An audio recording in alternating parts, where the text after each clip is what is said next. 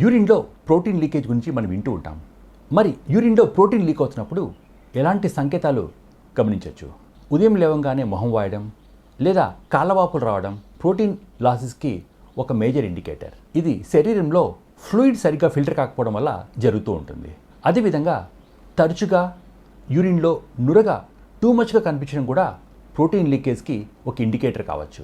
Urine రంగు మారడం, మరీ ముఖ్యంగా యూరిన్ కాఫీ రంగులో రావడం, ఇలాంటివన్నీ కూడా ప్రోటీన్ లీకేజ్కి ఒక ఇండైరెక్ట్ ఇండికేటర్స్. చిన్న వయసులో హై బీపీ రావడం కూడా యూరిన్లో ప్రోటీన్ లీకేజ్ ఉందనడానికి ఒక ఇండికేటర్ కావచ్చు.